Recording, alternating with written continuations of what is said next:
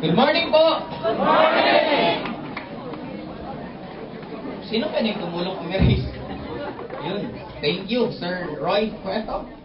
Anyway, good morning po ulit! Good morning! Oh, ang daming nakapula na magbabalik na is nangapal. Okay. Anyway, sino po yung first time po akong nakita? Pwede pong itaas ang kamay. Wow, ang dami. Pababa. Sino yung hindi pa po member? Pwede pong itaas. Ang dami din. Sino po yung nagugutom na? Okay. Diet. Okay. Don't worry guys. Ayaw ko pong sayangin oras nyo. Gusto kong maging worth it. Lalo pa, malapit na pala birthday ko. 23 na ako bukas.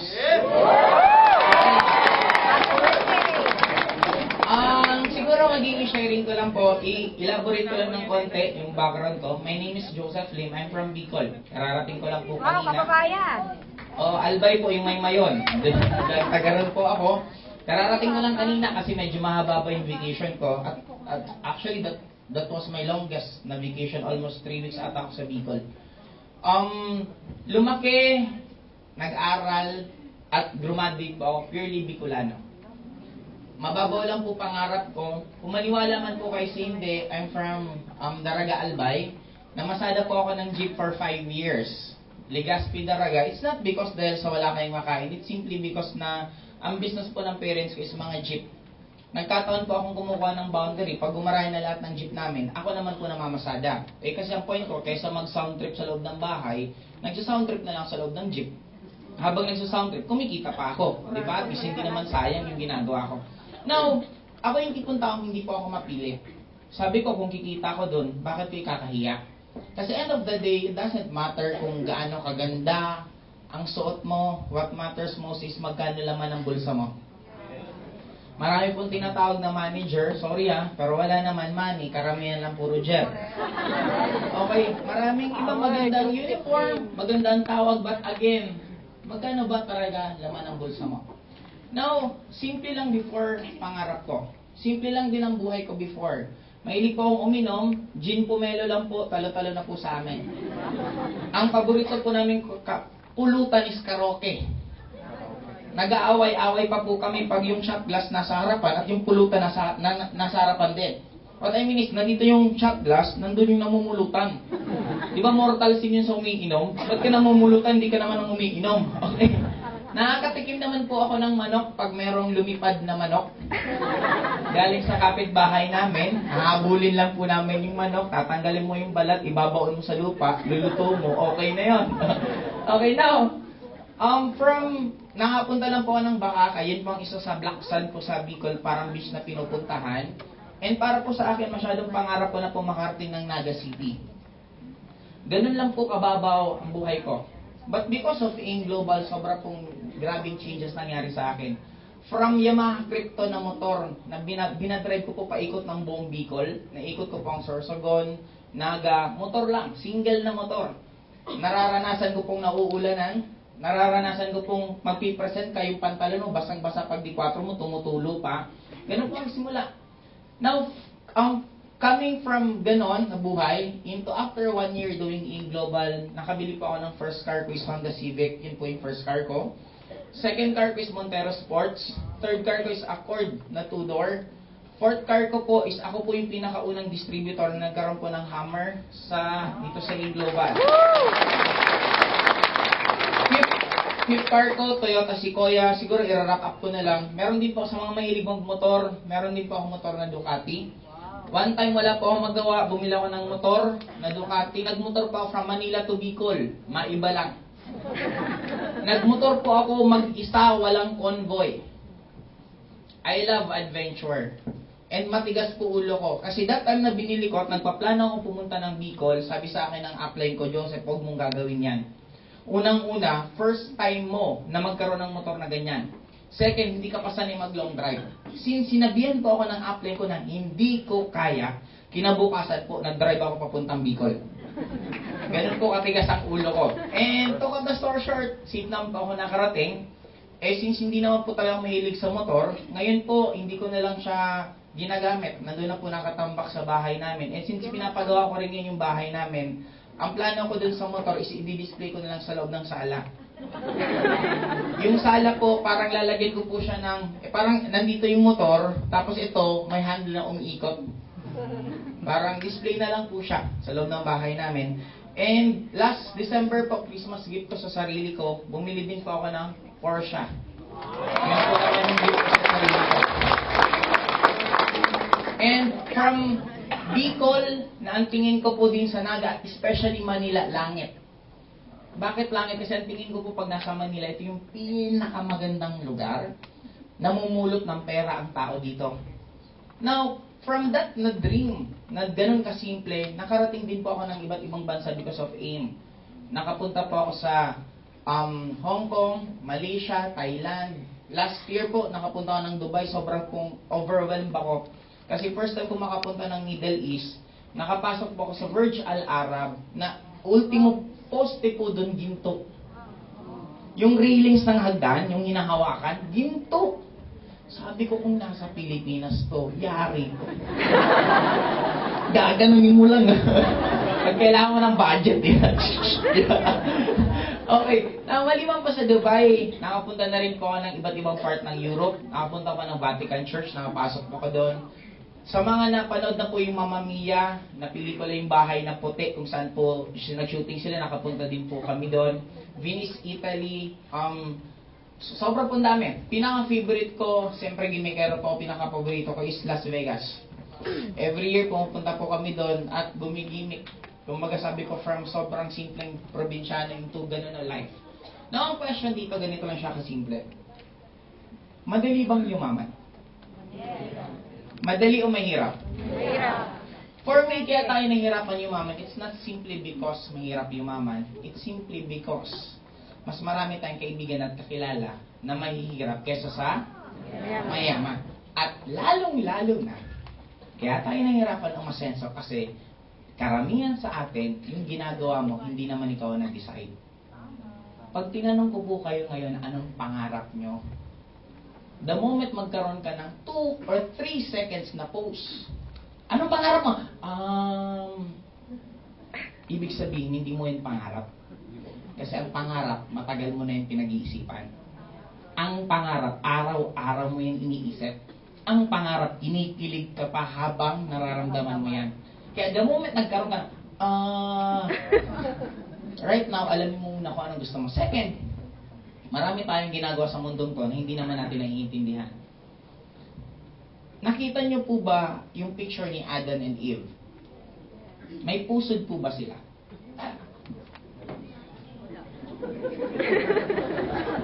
May pusod po ba sila? Wala. Meron! Alam niyo po ba na ang laking pagkakamali yun? According sa story, si God na boring, kumuha ng alikabok, ginawang Adan. Habang si Adan natutulog, kinuha yung isang rib, ginawang Eva. Saan doon ang pinutol ang pusod nila? Bakit pag mag-burp ka sa harapan ng pagkain, sasabihan ka ng parents mong bastos ka? Bakit pag sa ibang bansa, pag nag-burp ka, ibig sabihin, nasarapan ka sa pagkain nila? Sino sa kanila ang tama? Sino sa kanilang mali? Pag gumagamit ka ng kutsara tinidor, tinanong mo ba si kutsara tinidor, bakit hindi si chopstick ginagamit mo? Or karamihan lang sa ginagawa natin, kaya mo lang siya ginagawa kasi ginagawa siya ng karamihan. Ka-college student ka yan, bakit ka-college? Kasi gusto kong yumaman, kasi ganito. Ba't pinaka-reason mo kaya ka-college ngayon? Kasi nag-high school ka. Bakit ka nag-high school? Nag-elementary ka. Bakit ka nag-elementary? Nag-nursery ka. Bakit ka nag-nursery? In-enroll ka ng parents mo. Bakit ka in-enroll? Kasi nung panahon na yon, pag graduate ka ng kolehiyo, maganda pa buhay mo. At the question is, nakita ba nila kung anong mangyayari ngayon? It doesn't mean love ka ng isang tao. Ang advice nila will always be correct. Naalala mo yung mga ibang parents na, anak, pag nag-aral ka, wala kang puproblemahin kasi nagbabayad ako sa CAP. Now, how can we be so sure na pag parents mo, laging tamang advice? Question. Mamaya po, pagbibigyan ko kayo, may gusto pong magtanong po ng baka may mga masagasaan pong principles dito. Feel free po. Pwede niyo po akong tanongin, okay lang po sa akin. Okay? Now, question. Pinopromote po ba dito ang creativity? Magdodrawing po akong puno. Kukulayin ko to ng red. Kukulayin ko to ng black. Makakatanggap ako ng dalawang. Kasalanan ko po ba kung yung teacher ko hindi pa nakakapunta sa Japan at sa Japan may puno na red ang dahon at black ang katawan?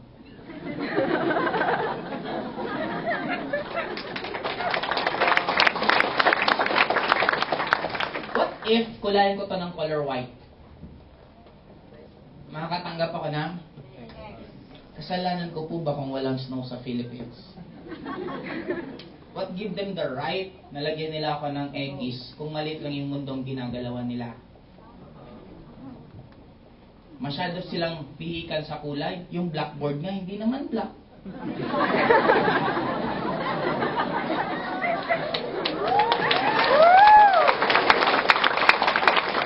Have we really asked what is the real purpose of this?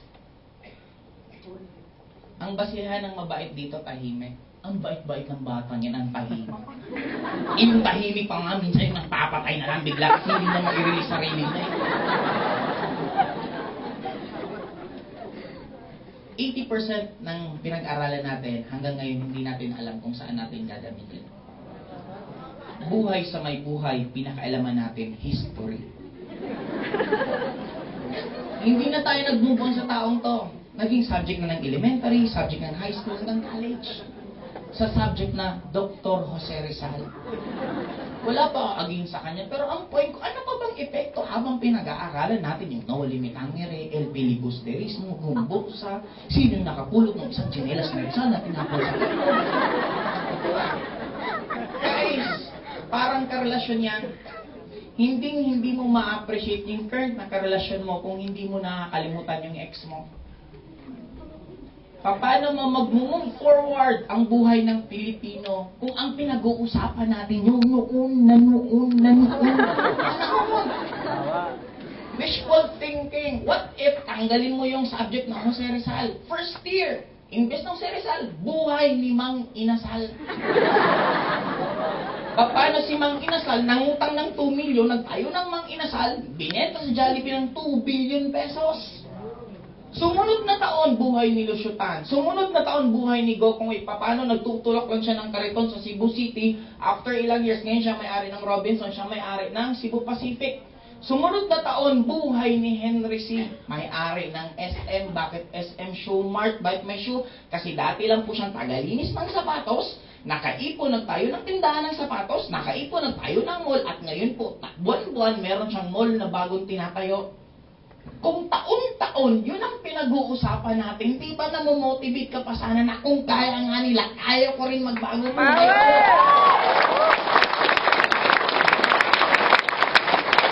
But, anong problema? Tingnan mo mga subject natin. Hindi mo mai-connect eh. Ito, dinubo tayo dito lahat sa subject ng algebra. Diba, yung numero sa letra, pinagpabalas. Buong buhay mo, kailan mo nagamit yan? O pabili ng ticket ng MRT 1A, kasupli mo tubig. Di ba? Wala naman ganun.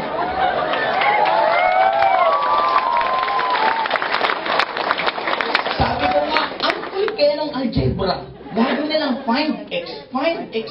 Hindi na nag-move sa buhay niya. Laging hinahanap yung x niya. Pinadamay pa tayo.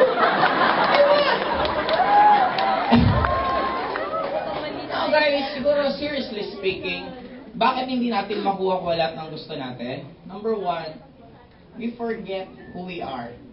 Who we really are. Tuwing tumitingin ka sa salamin, masaya ka ba sa nakikita mo? Or laging nakikita mo, sana kamukha ko si ganito. Sana kasing katawan ko si ganito. Sana maging sexy din ako kasi sabi nila ang sexy daw may shape. Don't ever believe that. Kasi kung ang base ng pagiging sexy shape, always remember ang circle, shape naman siya eh. Yes! Now guys, if you're going to be the best friend ng sarili mo, tatagal ba siya sa'yo? Ang yung lagi mong sinasabi tuwing kaharap mo siya sa salamin? Anong problema niya or problema? Ba't kailangan mo siya laging saktan? Parents, don't ever do this to your children. Okay, parents, don't ever do this to your children. Anak, dapat tularan mo yung kapatid mo. Dapat maging kagaya ka niya. Kaya po tayo may fingerprint. Kasi it is the purpose na para ipaintindi lahat sa atin na magkakaibang tao tayo. There's no such thing as Normal. hindi po siya nag-exist. Ang normal sa spider, chaos sa isda. Ang normal sa isda, chaos sa spider. Spider, they can make webs. Ba't hindi nila kayang tumagal sa ilalim ng tubig? Isda, kaya nila. Pero hindi naman nila kayang gumawa ng web. You have your own strength. You have your own weaknesses. Don't ever believe mas mataas ako sa inyo kasi meron din akong hindi kayang gawin na kaya niyang gawin. Correct. Parents, you don't own your child. Oo po, kayo po nagpakain sa amin. Oo po, kayo po nagpaaral sa amin. But don't do this to us. Anak, yung pangarap kong hindi natupad, gusto ko ikaw tumupad niya. Hindi ito namin kasalanan kung hindi nyo tinupad pangarap nyo. Bakit kayo kami idadamay nyo? Anak, yung boyfriend mo, hindi ko yan gusto. Mas gusto ko yung dati. Eh kung kayo may gusto, kayo pumatong.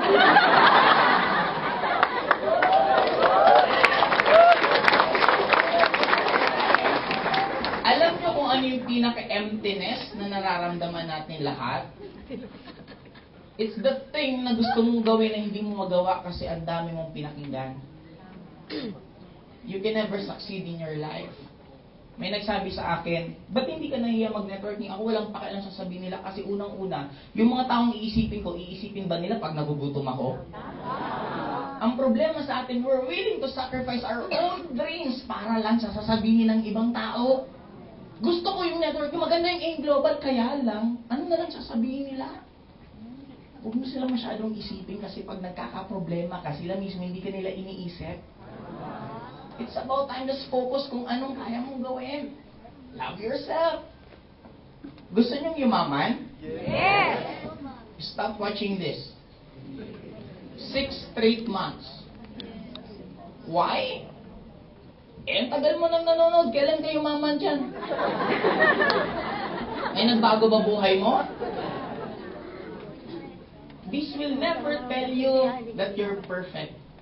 Lagi nilang sasabihin may kulang sa'yo para mabentahan ka nila. Yung TV mo mataba, yung uso ngayon flat na. Yung takon mo sa likod, ang uso ngayon nasa unahan na. Laging may kulang para lagi kang bili ng bili ng bili. You know what's the weird part about us? Pupunta ka ng gym, magdadala ka ng kotse, pagdating sa gym, mag-i-stationary bike ka. Ba't hindi ka na magbisikleta? Dumagdag ka pa sa traffic.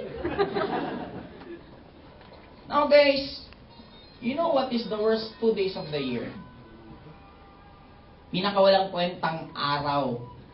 2 araw sa isang taon. It's yesterday and tomorrow. The problem with us, iniisip mo pa rin palagi yung past. Minsan may mapagkakamali ka. Minsan may mga decision kang hindi ka gusto. Tapos na yun eh. It doesn't define who you are. Minsan, sobrang mo naman gustong, sige, pag ganito nangyari sa future, magiging masaya ako. Don't do that. Sigurado ka, aabot ka sa future. Parang sa nangyayari ngayon. Iba sa inyo, malamang future na iniisip. Ang tagal naman matapos ng speaker, gusto ko nang umuwi. Anong meron sa bahay nyo? Araw-araw ka naman umuwi. Nagbabago ba buhay mo?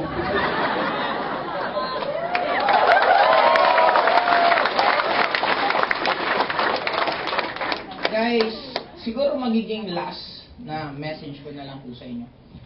Maraming nagtatanong sa akin. I think, before gawin ko, mag-intindi lang 2 questions. Sana mabilis lang. Positive or negative tips. Or baka may nasagasaan po sa principles sa pinagsasabi ko po. Feel free, just raise your hand. Pwede po kayo magtanong sa akin. Pag within 10 seconds po walang magtanong, tatapusin ko na to. Hindi pa ako maniningil, libre po siya.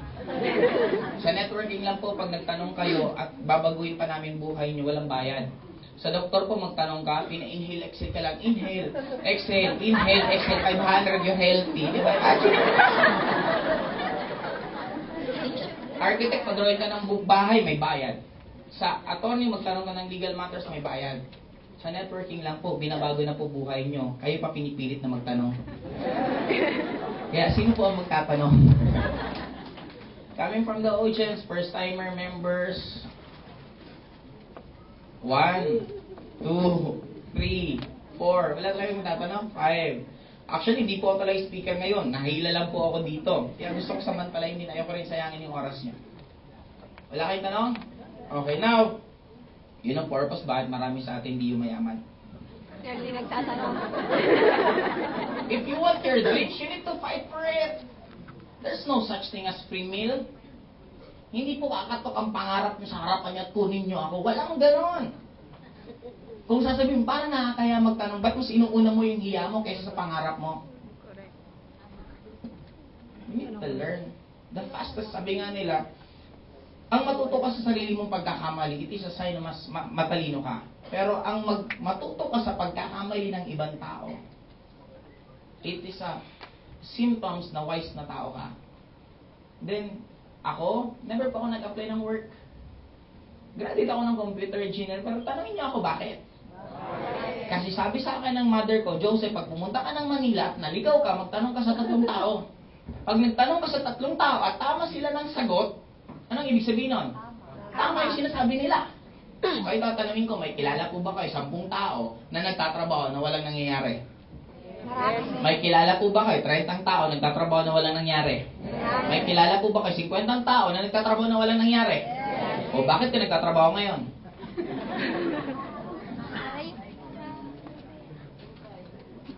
To survive? No. It's just to accept na normal ka. Paano ko masabi yun? Nasubukan mo na ba? Nakita mo yung stoplight. Bawal tumawid. At hindi ka rin tumawid. Nung may tumawid na isa, tumawid na dalawa, di ba tumawid ka na rin? Ganun po tayo. We seldom think ng sarili natin. Normally, naantay mo muna yung iba, gawin yun bago ka gagalaw. Maybe kanina, gusto mo rin naman magtanong, nag-aantay ka lang may nauna. Eh, walang nauna, di wala tuloy na tanong. Ano sabi mo? Sayang. And sana maging lesson sa inyo yung mga ganun. It may be basic, pero hindi nyo ba alam na ang laki ng effect nun pagdating ng oras. Now, siguro pinaka-last message ko sa inyo. Someone asked me, what is my secret for being this successful at a very young age? And for not even experiencing yung tinatawag na parang, even ako, mag-isa ako, I'm happy. Because ang best friend ko, sarili ko. Sarili mo, hindi ka kasi iiwanan. That's the beauty of life, the more ma-appreciate mo sarili mo. Now, may nagtanong sa akin, anong pinaka-key, bakit ako successful? Ito sagot ko, dito tayo magtatapos. Just be a child. Learn to smile. Gusto niyo po ba na bumata? Yes. Na mas effective pa po sa perfect white at white light.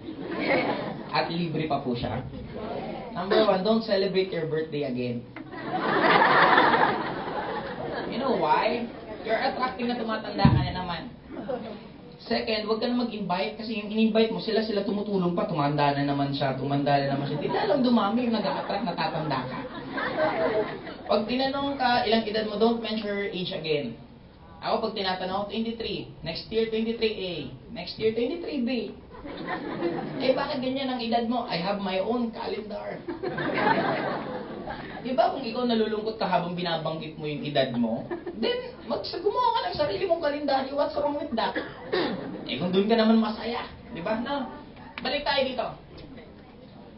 May isang story lang bago tayo maghiwalay. May isang napakagaling na speaker, nag-crack siya ng joke. After cracking a joke, lahat ng tao nagtawanan. Yung tawanan na masakit sa tiyan. Nag-joke ulit yung speaker ko. Ano yung joke niya nung una, hindi yung joke niya nung pangalawa. In short, inulit niya yung joke. May mga taong tumawa, may mga taong hindi na. Third, fourth, fifth, inulit-ulit niya yung joke. Nung panglima, wala nang tumatawa. Naisip niyo po ba kung kayong umattend at yung 5 joke inulit-ulit? Alam mo sabi ng speaker? Congratulations! You learned the greatest lesson in your life right now. Sabi nung, anong lesson to? Inulit-ulit niya yung joke. Sabi nung speaker, how come hindi nyo kayang pagtawanan ng paulit-ulit ang iisang joke? But in real life, nagagawa nyong iyakan ng paulit-ulit ang iisang problema.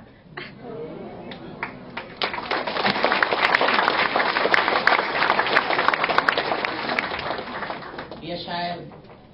Ang bata, sinipa mo, mamaya bati na kayo. Tayo, habang tumatanda, nasiko ka lang, taon na hindi mo mamagkakawa. Pag may mga kaibigan kayong nangutang sa inyo at hindi kayo binayaran, say thank you. At least hindi ka na makakaulit sa akin. Pag may mga kaibigan kang ginawan ka ng masama, say thank you. At least alam ko na hindi ka mapagkakatiwalaan. May mga kapitbahay ka na lagi kang pinagchichismisan, lumapit ka sa kanila, say thank you kasi naglalaan kayo ng oras para lang pag-usapan ako. Kasi mo gaano ang importante?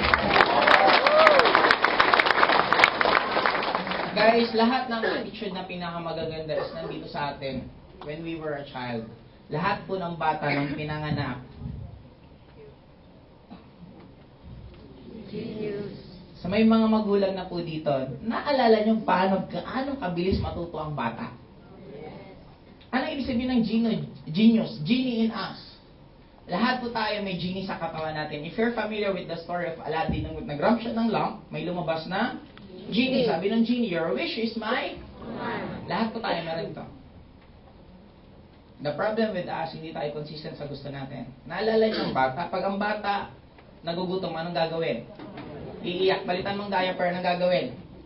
Iheli mo, anong gagawin? Nagugutom? Iiyak. Padidiin mo, anong gagawin? Tatahan. Ibang senaryo, yung bata, basang-basa yung diaper. Anong gagawin? Iheli mo, anong gagawin? Iiyak pa rin. Padidiin mo, anong gagawin? Iiyak pa rin. Palitan mo ang diaper. Itigil. You see, yung bata, hindi siya marunong magsalita, pero lahat ng gusto niya, nakukuha niya. Why? You will not stop. Guguluhin niya lahat ng tao sa bahay. Pag hindi niya binigay yung gusto niya, titigil ba siya? Yes. You will not. The problem with us, we quit so fast. Maganda yung networking, tayo ko, dapa, tayo, dapa. Hindi para sa akin yan. Nagkakaroon tayo agad ng reason. Guys, learn kung sino po kayo dati. Hindi nyo kailangan gayahin yung ibang tao kasi wala pong perfect life. There's no such thing as happily ever after. Kaya lang po nagkakaroon ng happily ever after kasi po tapos na yung pelikula. Subukan nung panoorin yung part 2. Meron ulit gulo. If your life has ups and downs, be thankful. It is the meaning na you're still alive. Gusto niyo po ba sa medical? Tut, tut, tut, tut, or tut. Life will be very boring kung lahat tayo iisa ng gusto. Magpasalamat kayo sa mga taong ayaw mag-networking kasi without them, sino yung magsisilbi sa atin pag dumating na mayaman ka na? Guys, magpasalamat kayo sa lahat kasi their part. Ang buong mundong to masyado magiging boring kung lahat tayo nang iisa ng gusto. Try to imagine Batman without Joker. Try to imagine Fernando Poe Jr. without Paquito Diaz. Magiging boring masyado yung movie. Kaya for me, ang pinaka-importante lang lagi, from being a child, learn to smile always. Ang buhay para po siyang wave. Hindi mo pwedeng ang wave pag nasa harapan mo, pwede mo bang, wave. Ano dapat mong gawin? Kumuha ka ng surfboard, mag-surfing ka sa taas ng wave, mas ma-appreciate mo yung life. Kaya meron po tayong buhok, it is a reminder na even sa'yo yan, hindi mo yung kayang kontrolin. You can never control everyone. May mga taong sadyang darating sa'yo at mawawala, may taong darating sasaktan ka lang, may taong mag-stay. That is life. Walang perfect balance lang meron. You can never appreciate day without night. You can never appreciate success without sacrifices. Hindi magiging masarap ang pagyaman kung lahat tayo agad mayaman na. At ang happiness, hindi siya nasa goal. Ang happiness nasa sayo. Laging nasa inner, hindi sa outer. Kung single ka ngayon at iniisip mo, pag nagkaroon ka ng asawa, mas magiging masaya ka, sisiguraduhin ko lang, mas lalo ka magiging malungkot pag nagkaroon ka ng asawa. Why? It is just like money. Money will just amplify who you are. If masama ugali mo, dumami pera mo, lalo ka lang magiging masama. Kaya ang dapat mong ayusin yung character mo, hindi yung external. Don't ever think na if you will have this, magiging masaya ako. It's not true. Last message ko sa inyo.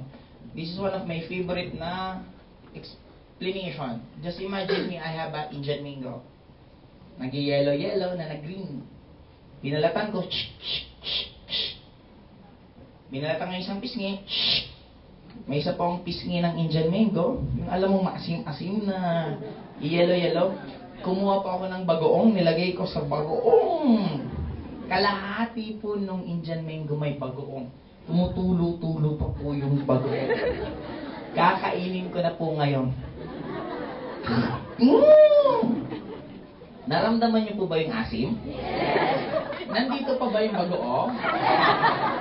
No, ano yung point ko? Guys, may Indian mango po ba ako? Wala. You don't need to get your cars. You don't need to have your millions para maramdaman yon. Even wala pa yon, mararamdaman mo na siya. Just imagine ngayong araw na to. Ngayong araw na to, alam mo at nararamdaman mo na ang dami-dami mong pera, pag uwi mo mamaya, na kotse ka, pag uwi mo mamaya, sisilbihan ka ng katulad mo ng favorite mong ulam, nakatira ka na sa bahay mo. Just imagine if everyday, ganun ang nararamdaman mo, araw-araw, gaano kasarap ang buhay mo. Hindi mo kailangan ng yesterday, hindi mo kailangan ng future. Just appreciate your today. Every day, patuday. And you will guess what? You will have one whole year na napakagandang buhay. Guys, we deserve ng magandang buhay. Kaya malamang na pinapatagalan ka dyan kasi siguro para mas ma-appreciate mo. And I do believe there's no such thing as an accident. Lahat ng bagay nangyari may purpose. Bakit ka nandyan? Bakit ako nandito? Kasi kailangan talaga natin magtagpo. Matagal ka nang nagdadasal na merong gusto magbago sa buhay mo. Kaya malamang pag upo mo dyan, ako na-attendan mo. Hindi ko dapat nandito.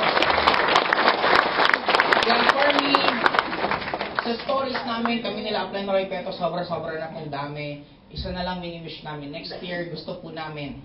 Kayo naman po ang humawak ng mikropono at success nyo naman po ang kinikwento nyo. Again, this is Joseph Lee with Barney.